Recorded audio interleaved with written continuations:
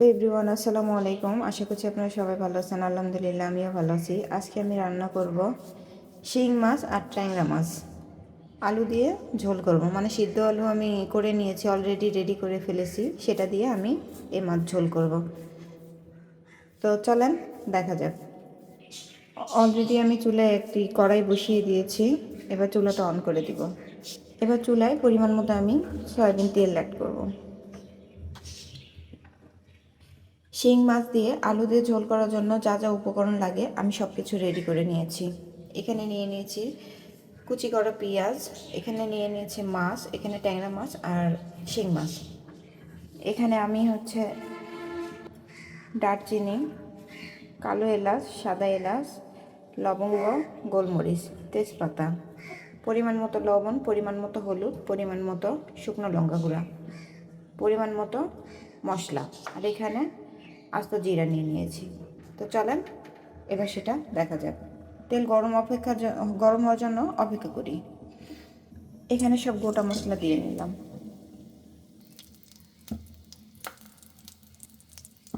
এবার পেঁয়াজগুলো দিয়ে নেব।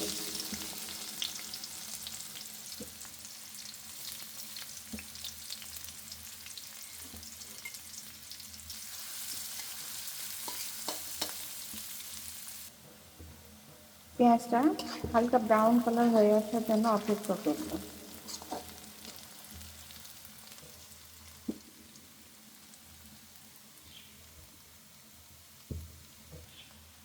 এখানে আমি প্রথমে আমি মাছটা এখানে দিব, দিয়ে কষাই নিব, কষাই রেখে দিব, তারপর আলু দিতে হবে।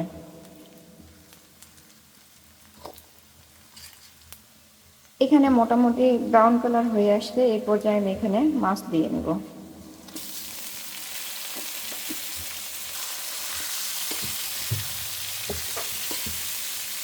সব ধরনের মশলা দিয়ে নেব।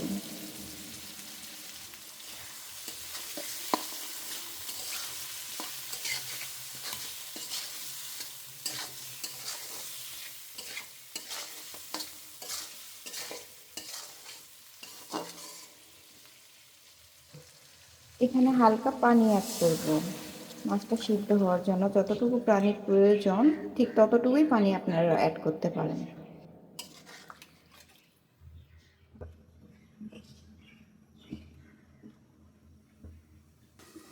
এবার ঢাকনাটা খুলে আমি মাছগুলো মিক্স করে দেব।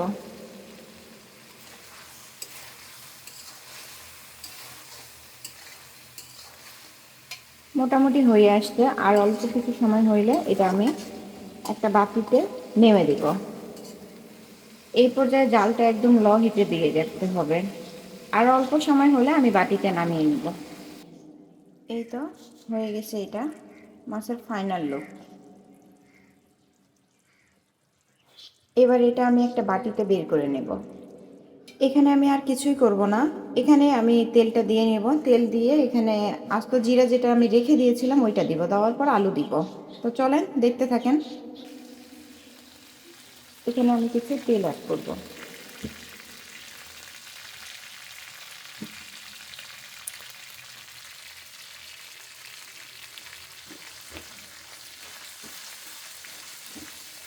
এখানে সুন্দর করে আমাকে আলুটা ভাজতে হবে। তো এই যে সিদ্ধ করে রেখে দিয়েছিলাম আলুটা, এই আলুটাই আমি এখন এখানে দিয়ে নিব। আপনারা চাইলে এটা দেশি আলু আর ছোটো আকারের আলুটা নেবেন, নিয়ে সিদ্ধ করে এইভাবে রান্না করবেন, তাহলে দেখা যাবে আরও সুন্দর হবে রান্নাটা। এবার আলুটা আমাকে মোটামুটি এখানে তেলে ভেজে নিতে হবে।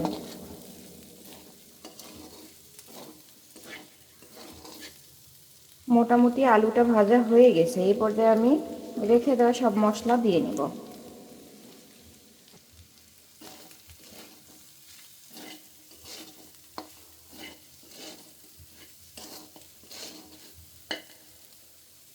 এবার এখানে আমি পানিটা অ্যাড করব।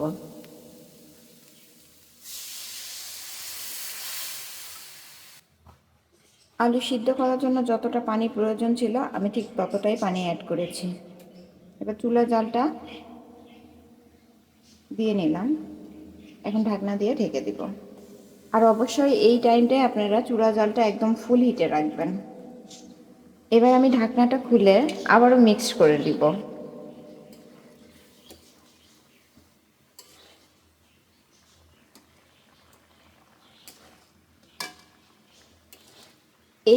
এই রেসিপিটি খেতে ভীষণ মজা হয়, আর রান্নাটাও দেখতে অনেক ইয়াম্মি লাগে। আপনারাও চাইলে এইভাবে ট্রাই করে দেখতে পারেন। আশা করছি আপনাদেরও ভালো লাগবে। আর আমার ভিডিওগুলো দেখতে হলে আমার পেজে ফলো করে লাইক দিয়ে সাথে থাকতে পারেন। এবার আমি ঢাকনাটা খুলে এই পর্যায়ে আমাকে চুলার জালটা একদম লো হিটে দিতে হবে। লো হিটে দিয়ে আলুটা বেশ সময় নিয়ে কষাতে হবে। দেখা যাবে বেশি সময় নিয়ে যখন আমি কষাবো তখন আলুর গন্ধটা আর থাকবে না।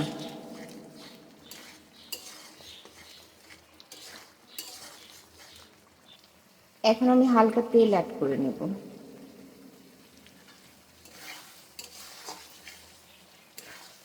আরও কিছু সময় আমি এভাবে কষিয়ে নেব।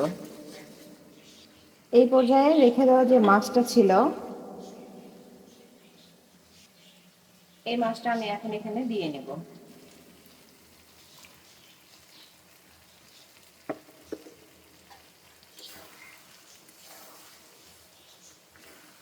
এখন খুব জোরে লাড়া যাবে না, হালকা করে লাড়তে হবে। কিছু সময় পর এখানে গরম পানি আমি অ্যাড করব। আপনারা চাইলে ঠান্ডা পানিও অ্যাড করতে পারবেন, বাট গরম পানি করলে দেখা যায় যে মাছের টেস্টটা অনেক মজা থাকে, মাছের টেস্টটা অনেক নষ্ট হয়ে যায় না। ঠান্ডা পানি দিলেও নষ্ট হয় না, কিন্তু গরম পানিটা দিলে তরকারির টেস্টটা আরও খুব বেশি গুণে বেড়ে যায়। এখন আমি পানিটা অ্যাড করব।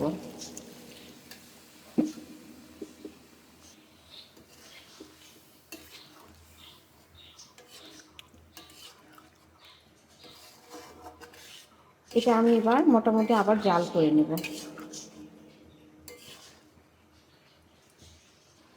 ঢাকনাটা আমি খুলে দেখে নেব যে হয়েছে কিনা।